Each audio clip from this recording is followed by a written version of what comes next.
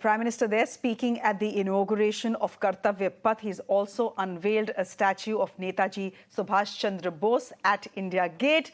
Joining me live today is Netaji's daughter, Anita Bose. She's joining us all the way from Germany. Anita ji, if you can hear me, we're seeing these pictures. I'm fairly certain you have seen them as well, of your father's statue, a huge 28 feet granite statue being inaugurated by the Prime Minister today, unveiled by the Prime Minister today at India Gate. It's a big day for you. It's a big day for your family. I was a little surprised that you weren't there, sitting in the crowd in Delhi.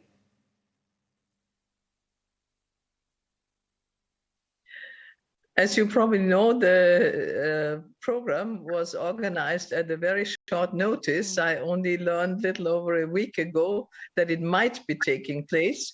And in the past, I had another announcement of a date that was the 15th of August, which would be the day of unveiling, which then did not come about. And I was never told, only on the 15th of August, in an interview, one of the journalists told me that it was not taking place at all. So I was a bit weary when I heard about the date to be set, whether it really would in fact come about. So I tried to combine this at least with some other concerns regarding my father.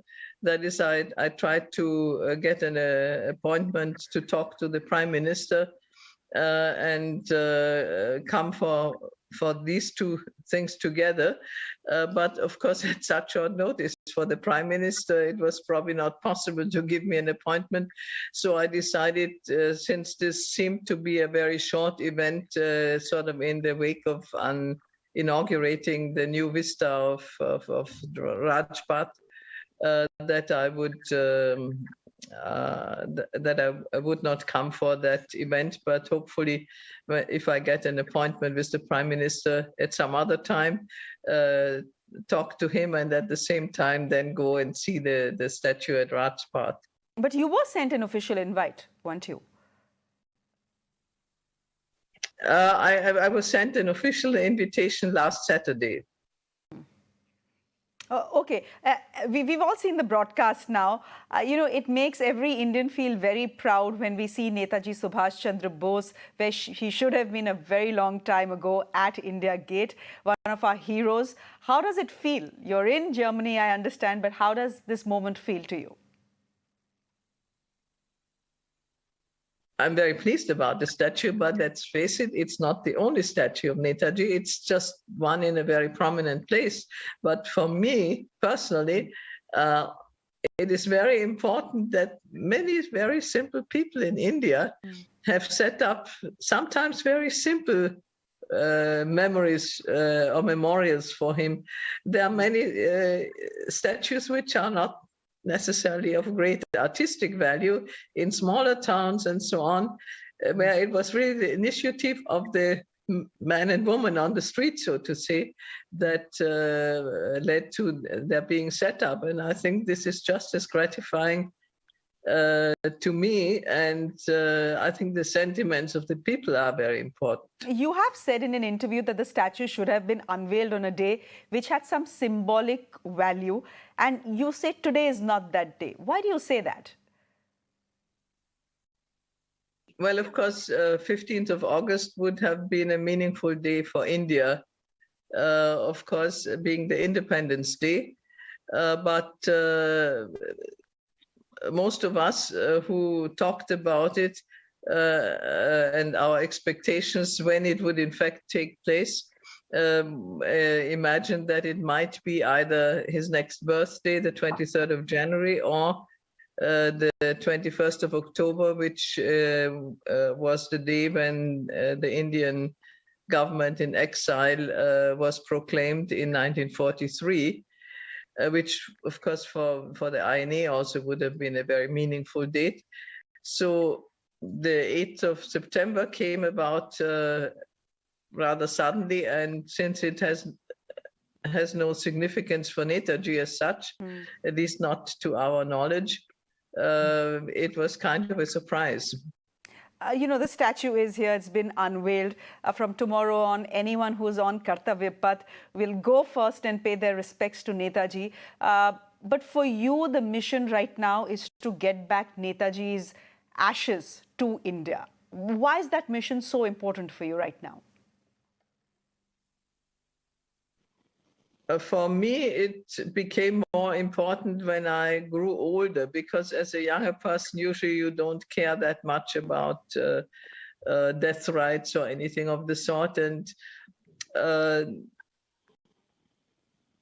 I sort of became more acutely aware of the fact that, after all, my father had sacrificed so much for his country.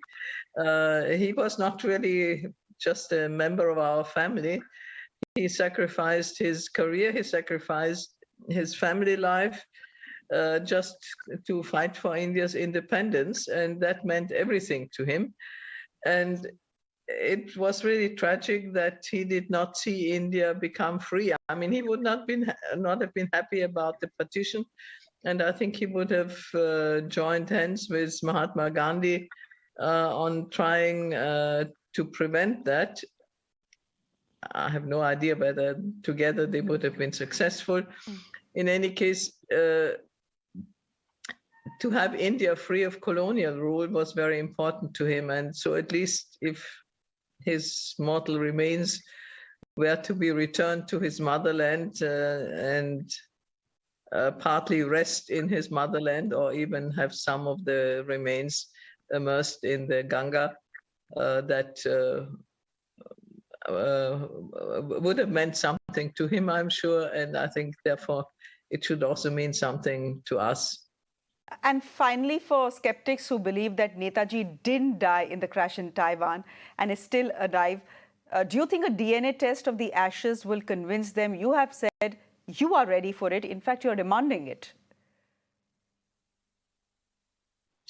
Yes, it's not important for me, because I feel the eyewitness evidence reported in, I think by now, altogether 11 official investigations are convincing. But since there are people who have their doubts, I felt at least the rational people would be amenable to accept scientific evidence if it's possible. We have to keep in mind he was cremated. The remains are charred, even though there are bones and teeth still in the urn. I have not seen the contents myself, but I've seen pictures of the contents, and also talked to, for example, one of my cousins who has seen the contents of the urn itself.